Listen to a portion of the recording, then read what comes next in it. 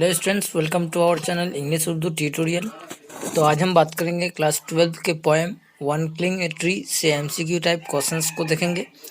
तो जो 1 मार्क्स का रहेगा, तो यहाँ पे आपको चूज़ करना होगा 4 यहाँ पे ऑप्शन दिया हुआ रहेगा, जिसमें 1 एक जो है आपको चूज़ करना होगा जो सही आंसर होगा। तो मल्टीपल चॉइस क्वेश्चंस है ऑन क्लिंग ए ट्री से।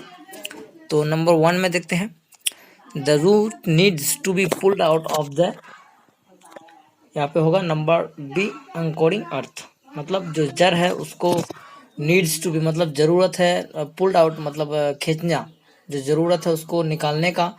तो किससे? अंकोरिंग अर्थ से उसको निकालने की ज़रूरत है, उस जड़ को, एक दरख्त को मारने के लिए, जो किल करने के लिए।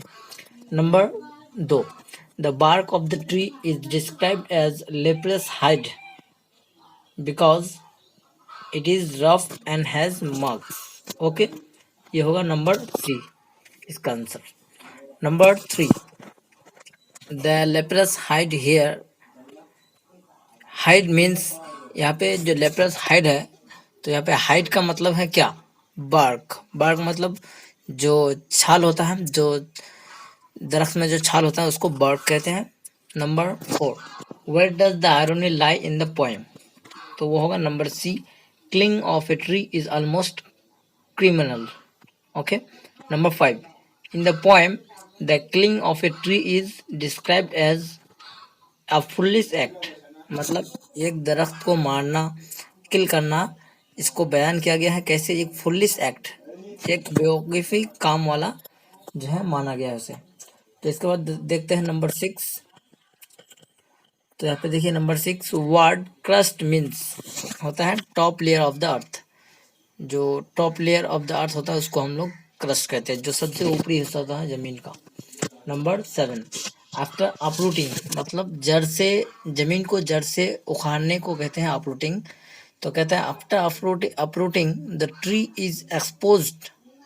नंबर डी होगा आंसर 4, स्कॉर्चिंग एंड चॉकिंग, उस दरख्त को जो है जड़ से निकालने के बाद उसको धूप में सुखाया जाता है और चॉकिंग किया जाता है, मतलब उसको काट काट के टुकड़ा किया जाता है। Okay.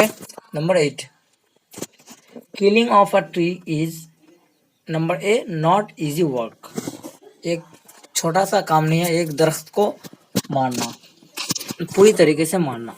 Number 9, to kill a tree one must, मतलब एक किसी को भी एक दरख्त को किल करने के लिए क्या चाहिए? Pull out of the root, उस दरख्त के जो जड़ होता है उसे जमीन से पूरी तरह निकालने चाहिए, तभी जो है कोई एक जो है दरख्त को किल कर सकता है। Number 10, killing a tree needs, मतलब एक दरख्त को किल करने के लिए, मारने के लिए चाहिए क्या? चाहिए मच इफर्ट, बहुत कोशिश चाहिए।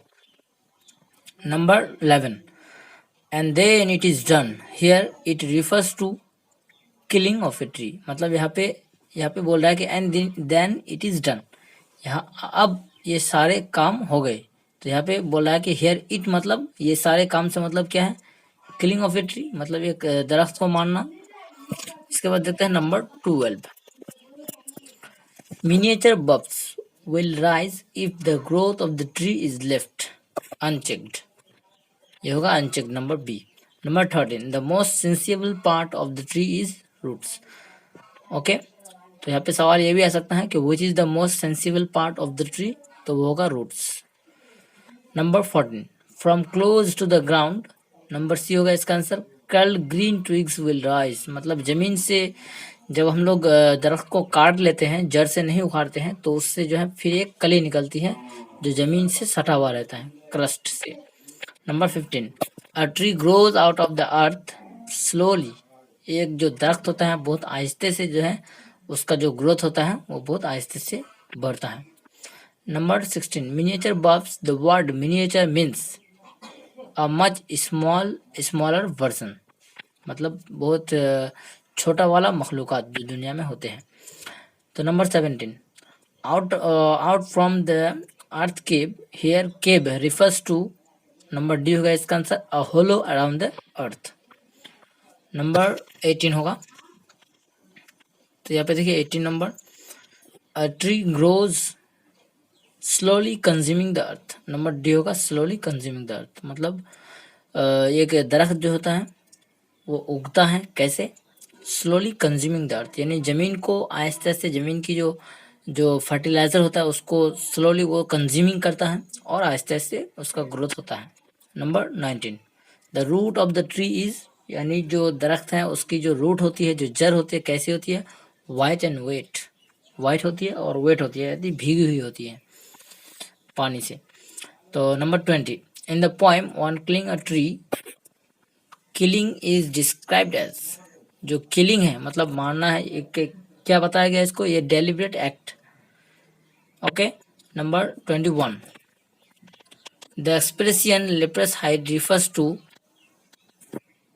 The tree bark, leprous hide मतलब जो दरख्त है उसकी जो बर्क है, छाल है, उसको बयान किया गया है। तो ये था कुछ एमसीक्यू क्वेश्चन। इसके बाद जो हम जो है नीचे यहाँ पे देखिए वेरी शॉर्ट आंसर टाइप को क्वेश्चन करेंगे, 1 मार्क का जो रहेगा। तो ये वन क्लिंग ट्री से है, जो आप यहाँ पे देख सकते हैं पूरा। इसमें अगर कुछ आपको समझ में नहीं आता है तो प्लीज़ आप हमको कमेंट बॉक्स में बोल सकते हैं कि आपका क्या प्रॉब्लम है, हम आपको उसको सजेशन देने की कोशिश करेंगे। अपने फ्रेंड्स को ये ज़रूर शेयर कर दीजिएगा। Thanks for watching, have a nice day, Tata.